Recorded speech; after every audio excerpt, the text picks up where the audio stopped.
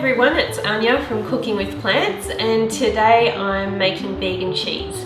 So basically I'm making this because it was one of the hardest things when I was first transitioning to a vegan plant-based diet to give up, and it's also a very common question I get asked by people that are interested in eating more plant-based foods is, well, do I have to miss out on my cheese, or do I have to go and buy expensive cheeses at the shops?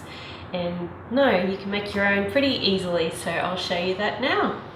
Okay, so basically to get you started, you're going to need a blender to blend all the ingredients that we're going to be heating up. You need a pot, and I used to use a wooden spoon, but I find the silicone spatulas work better just for scraping off the mixture from the edge of the pot when you're heating it up.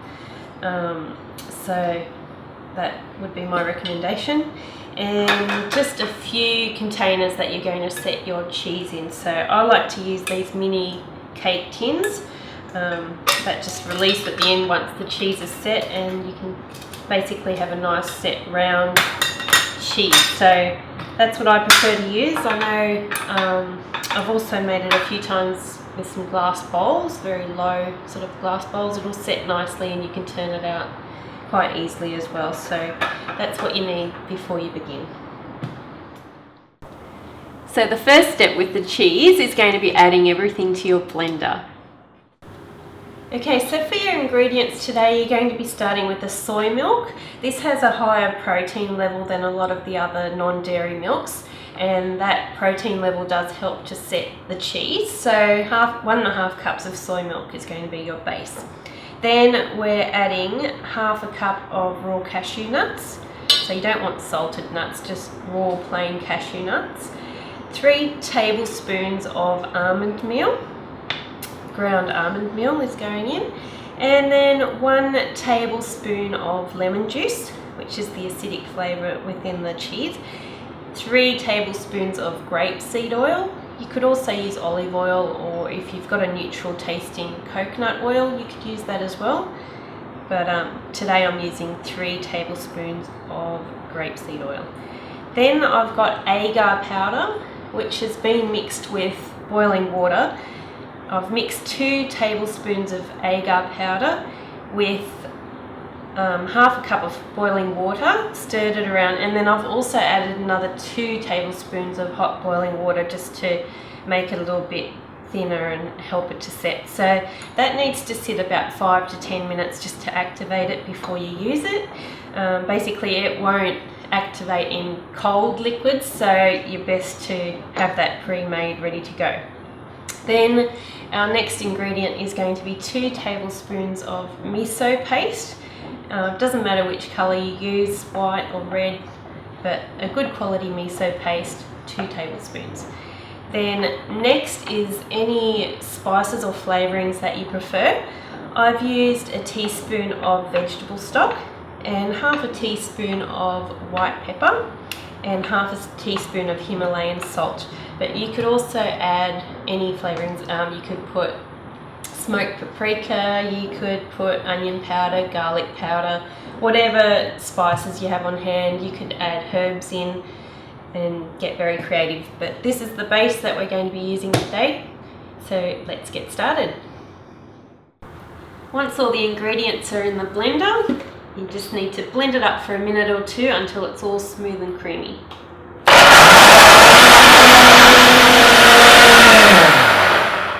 Okay, so that's all blended and smooth, and the next step is to pour it into the pot.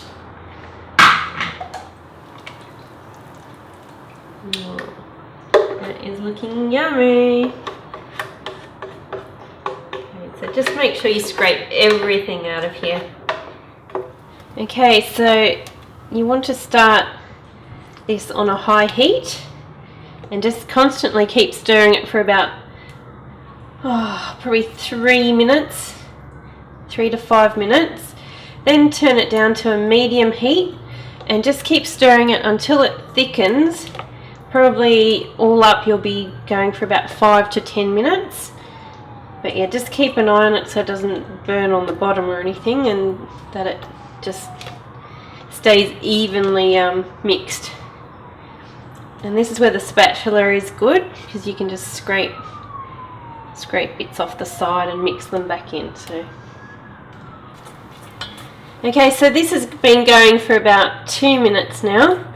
It's actually starting to heat up a lot quicker than I thought, so I'll just turn that down to the medium heat now and just keep stirring it for another 3 to 8 minutes. But yeah, just to set the agar in this and to thicken the cheese mixture so it sets properly will take 5 to 10 minutes, so you'll just have to gauge how long your hot takes to heat up and how long your hot plate takes to heat up, or if you're using gas, just keep an eye on it. Okay, this has been going for about 4 minutes now, and my hot plates are just really hot today, so I've turned it down to a low to medium heat, and it's still at a good simmer, so just have to constantly keep stirring. It's going to turn into like a thick polenta sort of consistency. Okay, so this has been going for about 7 minutes now, and it's a nice thick consistency, almost like a really thick pancake batter, or like I said, like a polenta mix. And then you're ready to go. You're going to want to work quickly and get it into your molds as soon as you take it off the heat, because it will start to set. So we'll get this into our molds quickly. Alright, our molds here.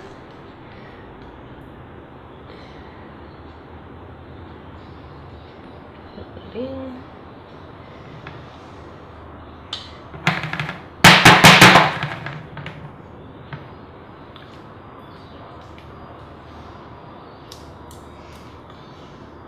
And again, this is where a silicone spatula works really well, because you can just scrape everything off the edges.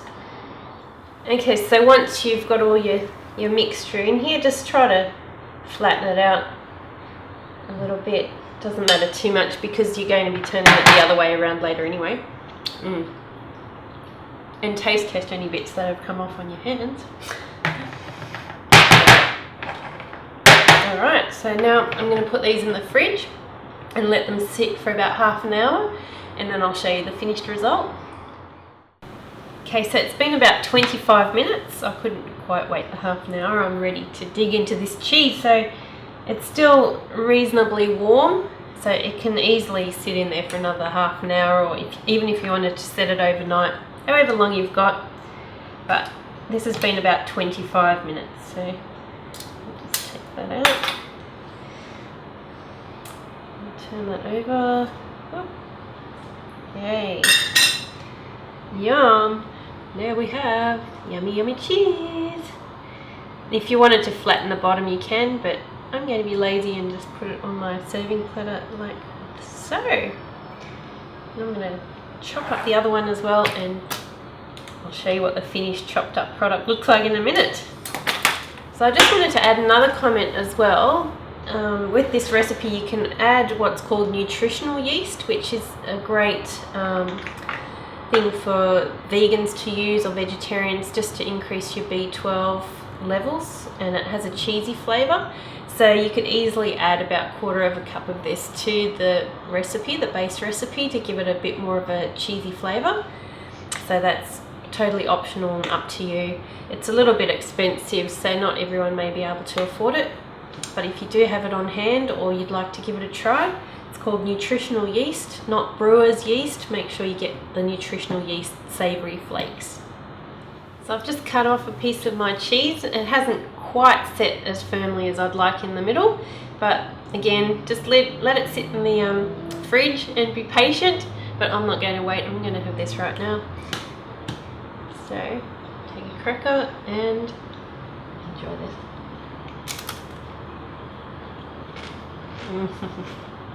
That's really good. Let me know what you think of this cheese, and I'll see you for the next recipe. Yum. If you enjoyed today's recipe, please hit the like button below and share it with your friends. And if you want to see more recipes like this, don't forget to subscribe. See you next time.